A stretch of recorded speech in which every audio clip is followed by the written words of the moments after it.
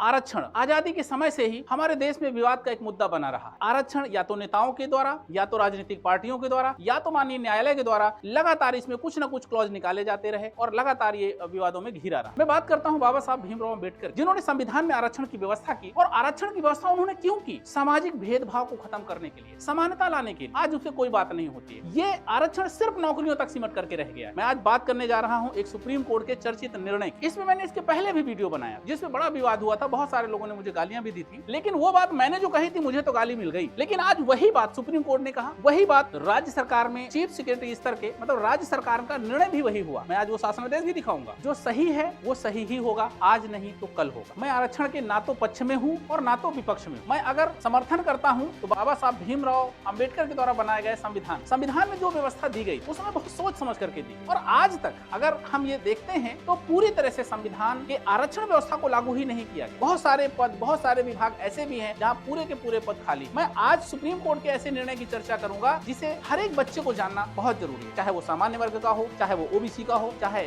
SC ST का हो और चाहे महिलाएं। आइए चर्चा करते हैं सुप्रीम कोर्ट के उस निर्णय की जिसने पूरी तरीके से आरक्षण को पूरी तरह से क्लियर कर दिया है, माइग्रेशन विवाद को एकदम सॉल्व कर दिया है। और मैं ये कहना चाहता हूं कि सुप्रीम कोर्ट ने ये जो निर्णय लिया है सरकार से असमर्थ होकर के निर्णय लिया है और ये निर्णय संविधान के अनुसार लिया गया। और संविधान के अनुसार क्या व्यवस्था है जरा मैं आपको समझाने की कोशिश करूंगा। आइए, ये विवाद शुरू कहां से हुआ, ये मुद्दा शुरू कहां से हुआ? तो बात आती है राजस्थान की। सुप्रीम कोर्ट ने अभी जो निर्णय दिया है राजस्थान सरकार के अगेंस्ट दिया। राजस्थान सरकार ने एक वैकेंसी निकाली, 2756 पोस्ट थी जूनियर असिस्टेंट, और इस वैकेंसी में जो आरक्षण के मानक थे उनका पालन नहीं किया गया। तो आप ये देख सकते हैं कि संविधान की मूल भावना का, आरक्षण का जो क्लॉज है, आरक्षण की मूल भावना का, नियमावली का पूरी तरह से उल्लंघन है। बाबा साहब भीमराव अम्बेडकर ने व्यवस्था जो की थी सामाजिक पिछड़ेपन को दूर करने के लिए की गई थी, लेकिन यहाँ तो मेरिट ऊपर जा रही है तो सामाजिक पिछड़ेपन कहाँ से हो जाएगा? सामाजिक पिछड़ेपन तो ये हो गए जिनको कम मेरिट पर सिलेक्ट किया जा रहा है। और ध्यान रखिएगा यहाँ पर अनरिजर्व की बात आती है। जो सामान्य वर्ग जिनको कहते हैं, सामान्य वर्ग की पोस्टें हैं वो अनरिजर्व की होती है।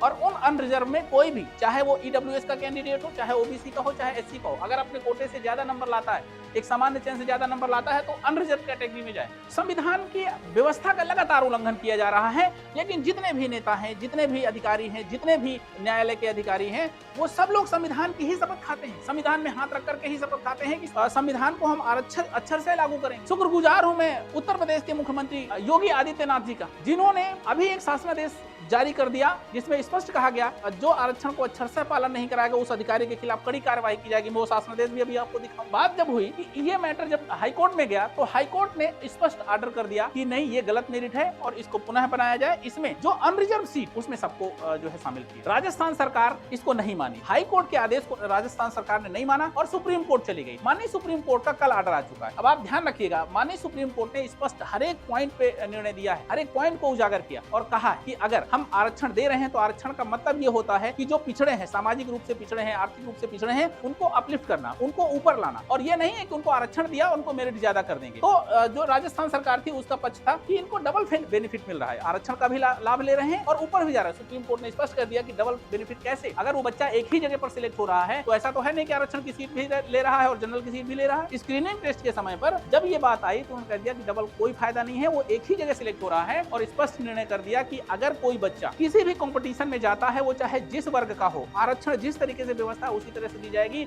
और कभी भी ज्यादा मेरिट आरक्षण वालों की नहीं जा सकती है, EWS की नहीं जा सकती, OBC की नहीं जा सकती और SC की नहीं जा सकती। ये पूरा का पूरा निर्णय आप पढ़ सकते हैं, ये अभी जो है आपको गूगल पे मिल जाएगा। और ये निर्णय एकदम से लागू कर दिया है। माइग्रेशन अभी तक जो नहीं हो रहा था, सुप्रीम कोर्ट ने हर एक स्टेट के लिए कर दिया है, हर एक सरकारों के लिए कर दिया है, एक नियमावली बना दी है कि अब माइग्रेशन किया जाएगा और माइग्रेशन लागू होगा। अब बात करते हैं उत्तर प्रदेश सरकार। उत्तर प्रदेश सरकार ने अभी एक नोटिफिकेशन जारी किया जो है लेखपाल भर्ती का, और लेखपाल भर्ती में आरक्षण नियमावली का घोर उल्लंघन किया गया। ये बात जब माननीय योगी जी तक पहुंची तो योगी जी ने एक सख्त निर्णय देते हुए कहा कि आरक्षण को अक्षरशः पालन किया जाएगा और कोई भी अधिकारी अगर इसका उल्लंघन करेगा उसके खिलाफ सख्त कार्यवाही की जाएगी। 3 दिन बाद उस नोटिफिकेशन को चेंज कर दिया गया। उसमें जो आरक्षण का विवाद था, उसमें जो पदों को कम काउंट किया गया था, उसमें पूरी तरह से कोटे के अनुसार, आरक्षण की नियमावली के अनुसार कोटा दिया गया और उसमें OBC की सीट बढ़ी और जो अनरिजर्व सीट थी उनको कम किया गया। ऐसे कई मुद्दे ऐसे उत्तर प्रदेश में और भी हैं जो लोक सेवा आयोग से संबंधित है, चाहे यूपी पीसीएस का विवाद हो, इसमें भी मेरिट ज्यादा गई। अभी कुछ बच्चे हाई कोर्ट गए, विवाद अभी भी चल रहा है। समीक्षा अधिकारी में भी यही हुआ, ओबीसी की मेरिट ज्यादा गई, जनरल की जो है कम गई और ईडब्ल्यूएस की भी ज्यादा गई। अब ये मुद्दे अभी विवादित ही चल रहे हैं। माननीय योगी जी ने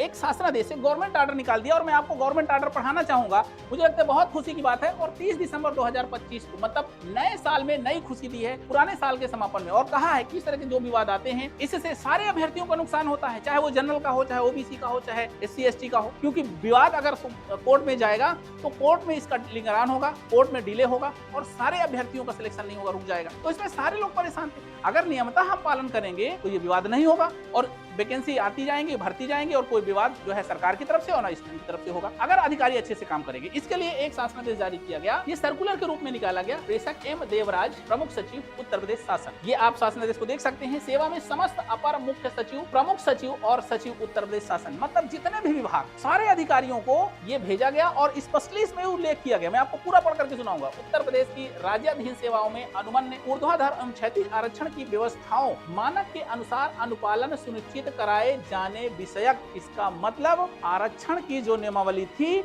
उसका उल्लंघन किया जा रहा था। माननीय मुख्यमंत्री जी के संज्ञान में आया और पूरा का पूरा इन्होंने फिर से एक शासनादेश जारी कराया और अधिकारियों को हिदायत दी। जरा पूरा पढ़िएगा एक बार। ये पूरा शासनादेश मैंने टेलीग्राम पे डाल दिया है, आप इसको पूरे के पूरे एक लाइन टू लाइन आप इसको पढ़ सकते हैं शासनादेश को, और पढ़ने के बाद में इसको अपने पास सेव भी कर सकते हैं। और ध्यान रखिएगा, ये जो शासनादेश जारी किया गया है इसके तहत मैं माननीय योगी जी को धन्यवाद देना चाहूंगा और सुप्रीम कोर्ट ने जो निर्णय दिया है मैं सुप्रीम कोर्ट को भी धन्यवाद देना चाहूंगा। और आप लोगों को एक मैसेज देना चाहूंगा कि भाई जितने भी अभ्यर्थी हैं, वो चाहे जनरल का हो, ओबीसी का हो, एससी का हो, एसटी का हो, अगर आप संविधान के अकॉर्डिंग चलेंगे तो बहुत बेस्ट होगा। और अगर अगेंस्ट जाएंगे तो ऐसे विवाद लगातार चलते रहेंगे और जारी रहेंगे। इसमें सबसे ज्यादा नुकसान किसका होगा? बेरोजगार अभ्यर्थियों का, अर्थात आपका। तो इसलिए मेरे साथियों मैं आपसे दरख्वास्त करूंगा, आग्रह करूंगा कि आप लोग भी संविधान के अकॉर्डिंग नियमावली के साथ चलिएगा, क्योंकि आप भी कल अधिकारी बनेंगे और कोई ऐसा विवाद ना आपके ऊपर आए और ना किसी बच्चे का नुकसान हो। धन्यवाद।